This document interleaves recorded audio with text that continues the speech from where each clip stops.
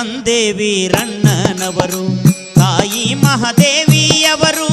ತಂದೆ ವೀರಣ್ಣನವರು, ತಾಯಿ ಮಹಾದೇವಿಯವರು. ಇವರ ಗರ್ಭದಿ 8 ಮಕ್ಕಳು, ಸಂತೋಷಂತ ದ್ವಿತೀಯ ಪುತ್ರರು. ಇವರ ಗರ್ಭದಿ 8 ಮಕ್ಕಳು, ಸಂತೋಷಂತ ದ್ವಿತೀಯ ಪುತ್ರರು. ಹಿಗ್ಗಿಯವರ ಮನೆತನ ವೀರಭದ್ರನ ಆರಾಧಕರು.